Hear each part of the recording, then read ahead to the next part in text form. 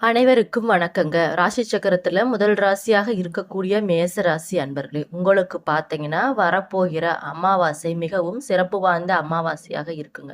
இந்த 7 நாட்களுக்குள்ள உங்களுக்கு நடக்கவிருக்கும் நற்பலன்கள்லாம் என்னென்ன? நீங்க பண்ண வேண்டிய பரிகாரங்கள், வழிபட வேண்டிய தெய்வங்கள், எந்தெந்த விஷயத்துல கவனமாக இருக்கணும், எந்தெந்த விஷயங்கள்லாம் பண்ணக்கூடாது அப்படிங்கிறத பத்தியெல்லாம் இந்த வீடியோ பதிவுகள நான் உங்ககிட்ட முழுசா தெளிவா சொல்லணும்னு நினைக்கிறேன். அதுக்கு முன்னாடி நம்ம சேனல இப்பதான் நீங்க ஃபர்ஸ்ட் டைம் பார்க்குறீங்கன்னா சேனலை மறக்காம சப்ஸ்கிரைப் பண்ணிட்டு அப்படியே பக்கத்தில் இருக்கும் நோட்டிஃபிகேஷனுக்கான பெல் ஐக்கானை கிளிக் பண்ணி வச்சுக்கோங்க. அப்பதான் இது போன்ற ஆன்மீகம் சம்பந்தமான வீடியோக்கள் உங்களுக்கு உடனுக்குடனே நோட்டிஃபிகேஷன்ல வந்து சேருங்க.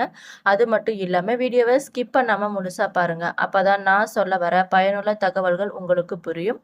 இப்ப வாங்க நம்ம வீடியோக்குள்ள போகலாம். வரக்கூடிய நாட்கள்ல பார்த்தீங்கன்னா, நீங்க துணிச்சலான முடிவுகள எடுக்க போறீங்க. உங்களுடைய தன்னம்பிக்கையும் அதிகரிக்க போகுதுங்க. புதிய முயற்சிகள இறங்குவதற்கும், உங்கள மேம்படுத்திக் கொள்வதற்கும் இது சிறந்த காலகட்டமாகவே இருக்குன்னு சொல்லலாங்க. எந்த மாத அமாவாசையா இருந்தாலும், அன்றைய தினம் முன்னோர்களுக்கு தர்ப்பணம் கொடுப்பது அல்லது தானம் செய்வது, இது மாரி விஷயங்கள்லாம் நீங்க செஞ்சீங்கன்னா, உங்களுக்கு நெறைய புண்ணியங்கள் வந்து சேருங்க. குறிப்பா சொல்லணும்னா வரக்கூடிய நாட்கள்ல உங்க ராசிக்கு சுப பலன்கள் அதிகமாக நிறைந்ததாக இருக்குங்க. தடைபட்ட காரியங்கள் அனைத்துமே கைகூடி வரப்போகுது. புதிய முயற்சிகள்ல வெற்றியும், பணவரவும், குடும்பத்துல மகிழ்ச்சியான சூழலும் வரக்கூடிய நாட்களாக இருக்குங்க. புதிய முதலீடுகள் மற்றும் விரிவாக்க பணிகளுக்கு உகந்த மாதமாக வரக்கூடிய மாதம் இருக்குங்க. எதிர்பார்த்த லாபமும் உங்களுக்கு கிடைக்க போகுது. குடும்பத்துல சுப நிகழ்ச்சிகள் கைகூடி வரப்போகுதுங்க. உறவினர்களோட வருகையால இல்லத்துல மகிழ்ச்சி அதிகரிக்க போகுது.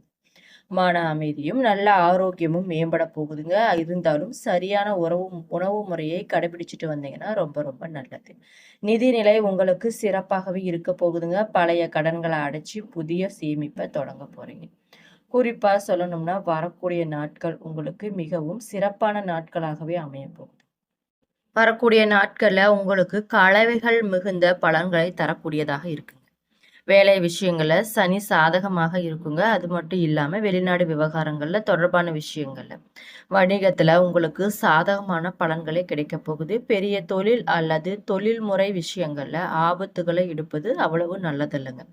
கவனமாக இருந்துக்கோங்க வேலை செய்யற இடத்துல. உங்கள் வேலை தொடர்பான விஷயங்கள்ல கலவையான பலன்கள் நீங்க அனுபவிக்க நேரிடும்னு சொல்றாங்க. வேலையை பொறுத்தவரை இந்த மாசம் பார்த்தீங்கன்னா, உங்களுக்கு சராசரி பலன்களை தான் தரக்கூடியதாக இருக்காரு. இந்த மாசம் அதாவது வரக்கூடிய நாட்கள்ல கல்வி ரீதியான கலவையான பலன்களை உங்களுக்கு கொண்டு வரக்கூடியதாக இருக்காரு. சராசரியாக பலன்கள் பார்த்தீங்கன்னா, உங்களுக்கு நல்ல விஷயங்களும் இருக்கும். சில உங்களுக்கு சாதகம் இல்லாத விஷயங்களும் இருக்குங்க. குடும்ப விஷயங்கள்ல சில பிரச்சனைகள் இருக்கும். ஆனா, ஞானத்தை காட்டுவதன் மூலம் இந்த பிரச்சனைகளை தீர்க்க வழி நிறைய இருக்குங்க. குடும்ப விஷயங்கள்ல சில பலவீனமான முடிவுகளை உங்களுக்கு எடுக்கக்கூடும் அப்படிங்கிறதுனால கொஞ்சம் கவனமாக இருந்துக்கோங்க.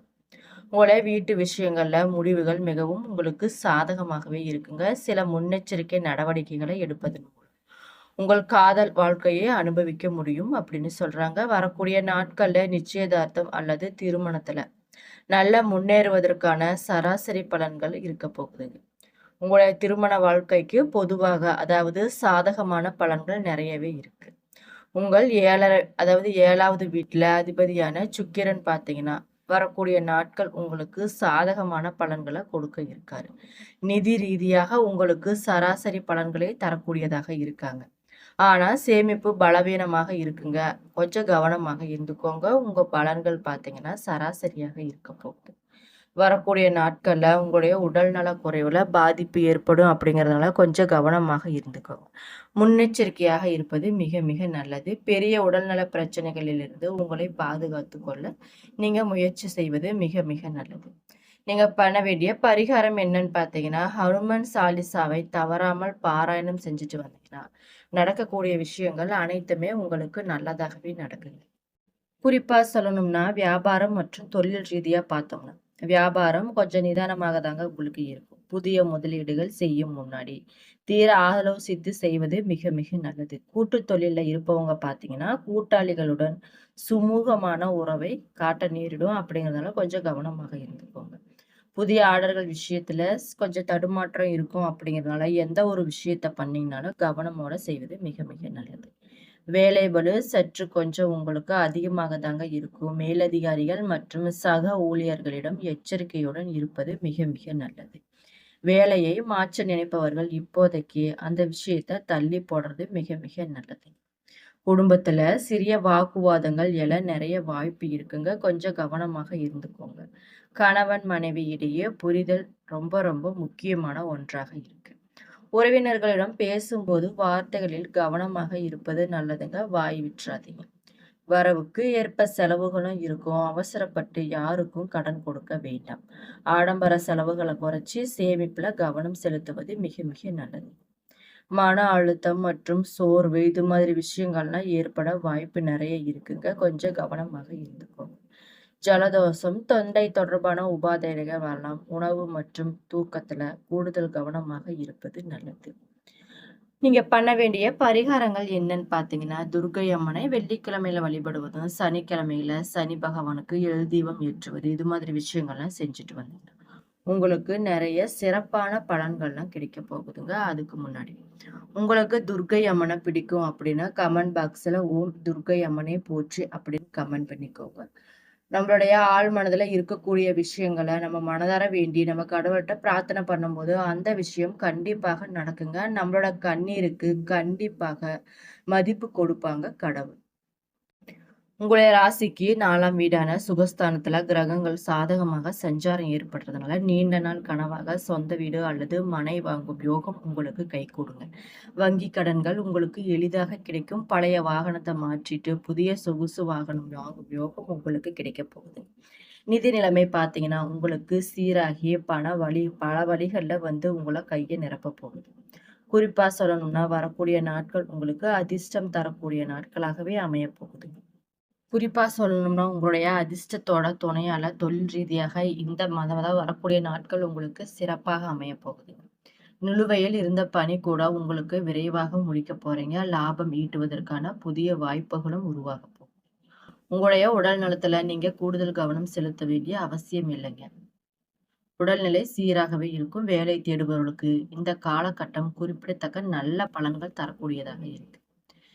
வரக்கூடிய நாட்கள்ல சட்ட ரீதியான விவகாரங்கள் உங்களுக்கு சாதகமாக முடிய போகுதுங்க. வாழ்க்கை பார்த்தீங்கன்னா மகிழ்ச்சியுடன் அனுபவிக்க மிக சிறப்பான நேரமாக இருக்க போகுதுங்க. உங்களுடைய உடல் நலத்துல சில ஏற்ற இறக்கங்கள் சந்திக்க நீங்க நேரிடும் அப்படிங்கிறதுனால கொஞ்சம் கவனமாக இருப்பது மிக மிக நல்லது. குறிப்பா சொல்லணும்னா செவ்வாய் பகவான் பார்த்தீங்கன்னா அவரோட சொந்த ராசியில் ஆட்சி பெற்று சஞ்சரிக்கிறதுனால பல விதத்துல நன்மைகள் உங்களுக்கு தரப்போறாரு. உங்களுடைய தனித்துவம் மற்றும் திறமை ஜொலிக்க போகுதுங்க. உங்களுடைய ஆற்றல் மற்றும் புத்துணர்ச்சியுடன் செயல்படக்கூடிய தன்மை வேலைகளை வேகமாக முடிக்க போறீங்க. வரக்கூடிய நாட்கள்ல திட்டமிட்ட சில முக்கிய பணிகள் உங்களுக்கு வெற்றி அடைய போகுதுங்க. ஜூன் 20ஆம் தேதி செவ்வாய் தனஸ்தானத்திற்கு மாறுவது உங்களுடைய உயர்கல்வி மற்றும் வணிகம் தொடர்பான முயற்சிகள்ல நல்ல ஒரு ஏற்றத்தை கொண்டு வர போறாங்க. குடும்பத்துல பல பிரச்சனை காரணமாக இருக்கக்கூடிய மனக்கசப்புகள் படிப்படியாக குறையுங்க. குடும்ப பிரச்சனைகளை புத்திசாலித்தனமான தீர்க்கும் முயற்சி நீங்க எடுத்தீங்கன்னாவே குடும்பத்துல நல்ல ஒரு வளமான வாழ்க்கை வாழ முடியுங்க. பொதுவா சொல்லணும்னா வரக்கூடிய நாட்கள் உங்களுக்கு மிகவும் சாதகமான சூழ்நிலையும் அனுகூலமான பலன்களையும் தரும். தொழில்ல சிறப்பான முன்னேற்றம், புதிய திட்டங்கள் மற்றும் தடைபட்ட பணம் கைக்கு சேரும். ராசிநாதர் செவ்வாய் பார்த்தீங்கன்னா ஆட்சி பெற்று அமர்ந்து இருப்பதனால துணிச்சலுடன் மன உறுதியுடன் செயல்பட போறீங்க. உங்களுடைய தொழில் வளர்ச்சி சிறப்பாகவே இருக்க போகுதுங்க. புதிய செயல் திட்டங்களை வகுத்து வெற்றி பெற போறீங்க. யாருக்காகவும் கொடுத்த கடன் தொகை பார்த்தீங்கன்னா உங்களுக்கு திரும்ப கிடைக்க போகுதுங்க. இந்த மாதத்துல அதாவது வரக்கூடிய நாட்கள்ல குரு பெயர்ச்சி, சுக்கிரன் மற்றும் புதன் போன்ற முக்கிய கிரகங்களோட மாற்றங்கள் நிகழ இருக்கு. இதனால குடும்பத்துல மகிழ்ச்சி அதிகமாகவே ஏற்பட போகுதுங்க.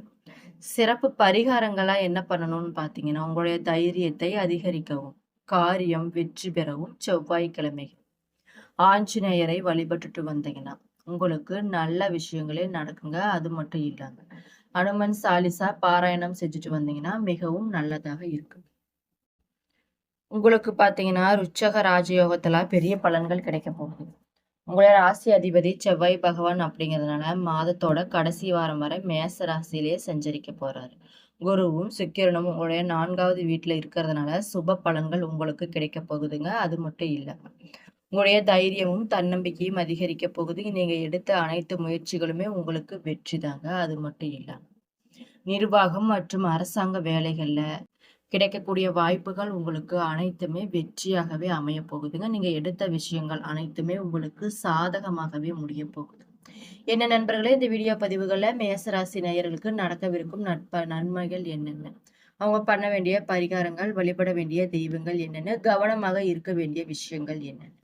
அப்படிங்கிறத பத்தியெல்லாம் இந்த வீடியோ பதிவுகள் மூலம் உங்ககிட்ட நான் தெளிவா சொல்லியிருக்கேன். என்னோட வீடியோ பிடிச்சிருந்தா மறக்காம லைக் பண்ணுங்க, ஷேர் பண்ணுங்க, சப்ஸ்கிரைப் பண்ணிட்டு பாருங்க. நன்றி.